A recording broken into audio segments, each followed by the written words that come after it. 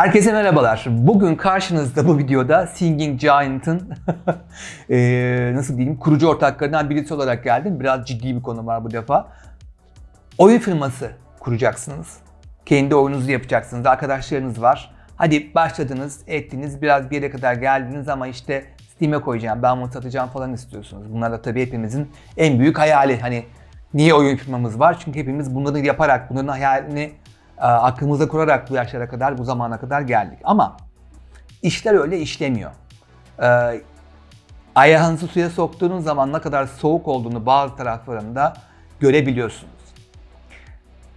Singing Giant'ın oyunu henüz çıkmadı bu videoyu çektiğim zaman süreci içerisinde. Contain inşallah her şey yoluna giderse çok kısa zaman içerisinde karşınızda olacak. Zaman vermiyorum, yemezler. Ama siz bu videoya niye geldiniz? Ondan hemen konuya patır putur gideyim. Oyunu Steam'e koyacaksınız. Ne yapmanız lazım? Ben bu süreç içerisinde Yıldız Teknik Üniversitesi'nin verdiği eğitimlerde ve bize sunduğu imkanlar sayesinde birçok yatırımcıyla tanışma imkanına sahip oldum. Ve bu yatırımcılar nelere bakıyorlar? Size biraz bundan bahsetmek istiyorum. Neden bundan bahsetmek istiyorum? Çünkü yatırımcılar akıllı insanlar. Paralarını kiralayan bir nevi insanlar ve onlar eğer hemen hemen hepsi aynı şartlara bakıyorsa eğer bu işte bir biteni var demektir. Yani siz de demek ki işinizi kurarken, firmanızı kurarken bunlara sahip olmalısınız. Aslında o yüzden bu videoyu çekmek istiyorum size. Birincisi tüm yatırımcılar ki bu sizin de aslında yatırımcıyı geçtim, yatırımcı falan almayacaksınız. Kendi firmanızda kurucuya bakıyorlar veya kurucu ortaklara bakıyorlar. Genelde tek ortaklı firmalardan hoşlanmıyorlar. Yani tek kişinin kurduğu firmalardan hoşlanmıyorlar. Çünkü o firmalarda şöyle bir hata olduğunu söylüyorlar. Ben onların yalancısıyım.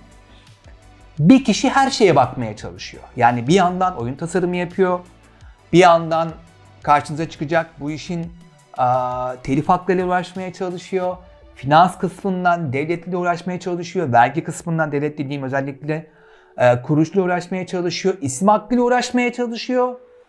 İşin kirası da şudur budur. Bambaşka orada bir finansal bir iş var. Bir yandan bu işin ne kadar kabul edilme, veya edilme pazarlama kısmı olması lazım. Pazarlama kısmı olmadan oyununuz satmaz istediğiniz kadar. Pazarlama kısmı duruyor. Bir yandan oyun geliştirme kısmı var. Oyun geliştirmenin altında zaten bir sürü dal var biliyorsunuz. Yani yazılımı var, animasyonu var, müziği var, seslendirmesi var. Var oğlu var. Bunları tek taşına bir kişi yapamıyor. Yetişemiyor ve hiçbiri tam olmuyor. Tek başına oyun yapmaya çalışan kimle konuşsam bu problemlerin hepsi karşıma çıktı. Hepsi bir şekilde bunların bir yerinden yakındı. Ve sizin belki de bu kadar mekanik ve teknik şey içerisinde dikkate almayacağınız bir şey daha karşısına çıkacaktır. İnsan yönetimi. Tek başınıza yapamayacaksınız, bir ekiple yapacaksınız bu işi. Biz Türkler, hadi böyle demeyeyim ama genelde yazılım ekiplerinde 3 kişi bir araya gelince birbirini yemeye başlıyor. Deadline'lar sarkıyor. Siz bu işte bir yatırım almadıysanız, kenarda birikmiş bir paranız yoksa diğer işleri yapmak zorunda kalıyorsunuz derken oyun belki sarkıyor. Yetişemiyorsunuz, gerginlik oluyor vesaire vesaire. Ne yapmanız lazım? Bu işleri bölmeniz lazım. Mümkünse en az 2 ortak veya 3 ortakla, daha fazlasında mesela yatırımcılar tarafından çok tercih edilmiyor, olarak işe girmeniz gerekiyor. Yani birisi tamamen bu sıkıcı finansa, devlet işlerine, vergiye, oraya ıvıra zıvıra bakacak. Bir kişi tamamen yazılım ekibinden uğraşacak. Bir kısım tamamen pazarlamayla ve işte belki bu finans kısmına destekle uğraşacak ve belki işte ne bileyim artwork gibi diğer kısımları yapacak. Ama bu bölümlemeyi yapmazsanız eğer uzun dönemde oyununuzu çıkartmanız çok zor. Çünkü yazılım kısmında bir yandan işler değişiyor, durmadan gelişiyor. Unreal üzerinden bahsedeceğim. Yenilikler geliyor, bir sürü bug çıkıyor, hata çıkıyor, uyumsuzluklar çıkıyor. Burada zaten bir kişi uğraşırken bir de kalkıp bu tarafa yetişemiyor. Böyle bir kurgu kurmak durumundasınız. İster istemez bir şekilde yatırım elinizde olmak zorunda. Hayatınızı geçindirmek zorundasınız. Faturalar gelmeye devam ediyor. Onları ödemek zorundasınız en basitinden. Kiranızı ödemek zorundasınız. Bunları düşünmeniz gerekiyor. O yüzden bu sağlıklı yapıyı en başta kurmanız şart. Ondan sonra da tüm hesapladığınız masraflarınızı, bu kısım çok önemli. Aklıma malum kişi geldi ama burası çok önemli. 2 ile çarpmanız gerekiyor. En az 2 ile çarpacaksınız. Süreyi ve masrafı 2 ile çarpacaksınız. Ya olur mu öyle şey? Tecrübeyle sabitlik, 2 ile çarpın.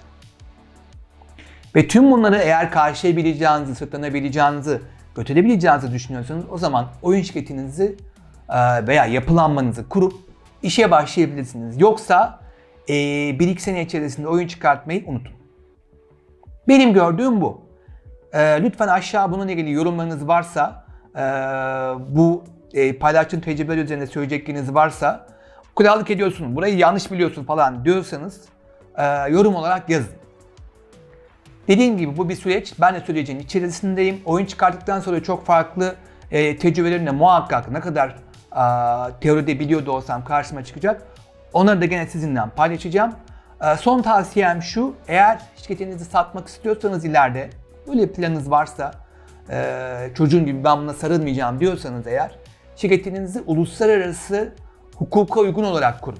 Bunun için de bir hukuk firmasıyla kontağa geçmenizi tavsiye ederim size. Daha çok detay var. Bir teknoparka girmenizin avantajları, bambaşka bir video konusu, bulabileceğiniz kontaklar, insan kaynakları falan filan gibi uzun uzun diğer videolarda yayılacak konular var. Ama şimdilik anlatacaklarım bunlar, yoksa videonun sonu gelmez ve siz de 5 dakikayı geçtiği için seyretme konusunda artık dikkatinizi toplayamayabilirsiniz. Ama bu benim. Eğer istiyorsanız lütfen aşağı yazın, devam edecektir. Şimdilik benden bu kadar. Sonraki videolarımızda görüşürüz. Hoşça kalın.